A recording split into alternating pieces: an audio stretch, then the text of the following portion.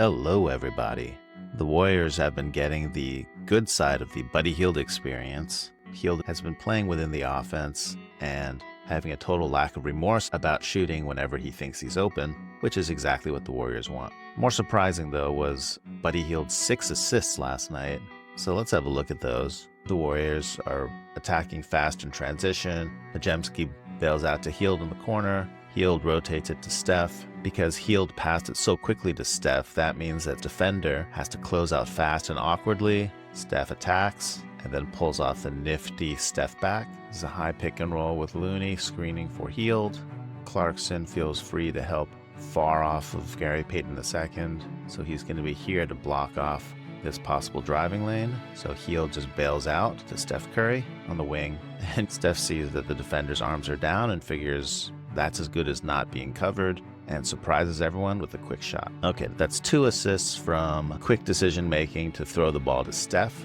The Warriors are emphasizing running fast all the time this year. Hield the classic 2-on-1. Jonathan Kuminga throws up the finger saying, "Make my dreams come true." And Hield says, "I'm a dream maker."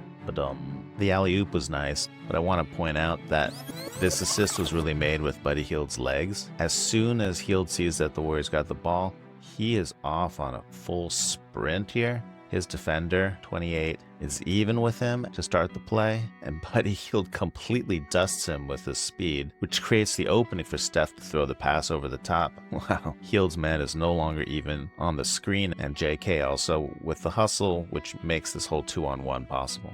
Gary Payton II dribbles at Buddy Hield and hands it off.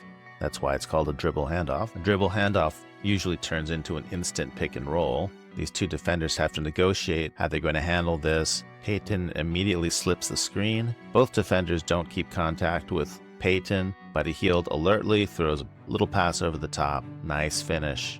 I like that this play is not just a simple dribble handoff in the middle here. This year, the Warriors seem to be focusing more on having a distracting action on the side while the main action is going on. So for instance, in this play, John Collins begins in good position to contest anything that comes into the lane, but something subtle happens. Steph signals the action by having an interchange with Looney. As Looney drifts to the wing, why is Collins following Looney? Looney is not a threat to catch and shoot over here. It's because Looney is a threat to set a screen for Steph, and Steph can do the catching and shooting. So Collins started off in good defensive position, and now he's had to drift all the way up here. If Collins were still here, this would be an easy rotation to contest GP2, but because he's here, that makes it a longer and more awkward contest, which GP2 is able to get around. On this play, Kevon Looney out-hustles 4 Utah Jazz to get to this rebound.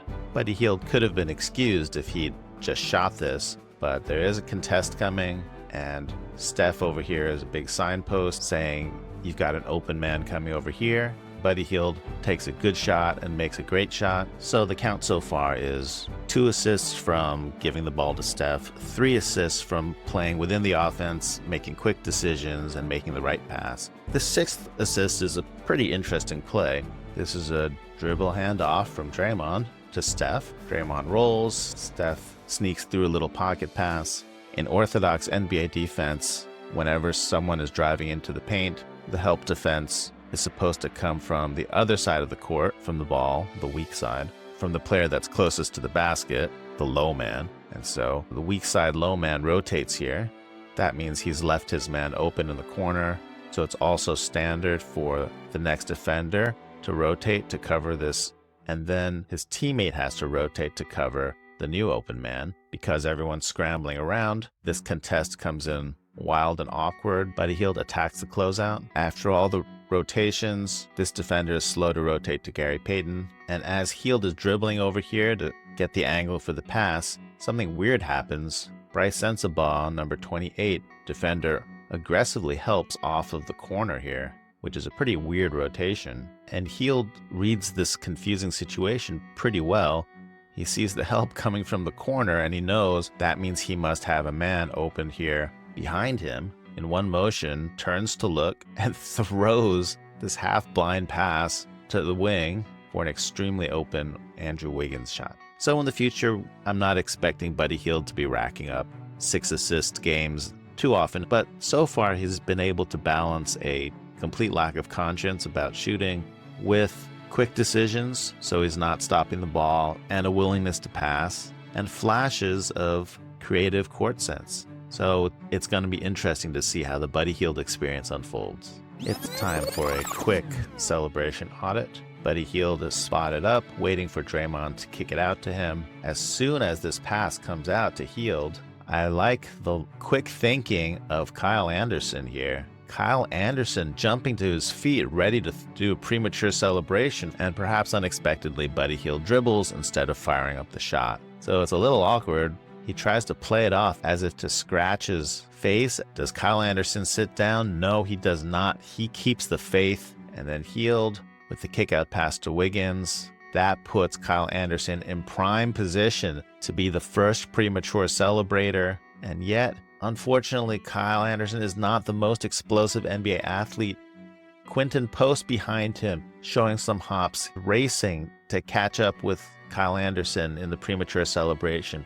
Who will be first to show the threes? Oh, it's a close one. Post pulls off the upset.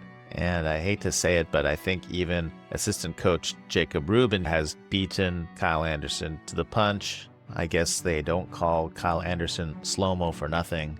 If you enjoyed this video, please like and subscribe. It really helps the channel. And if you didn't enjoy this video, I promise I'll do better next time.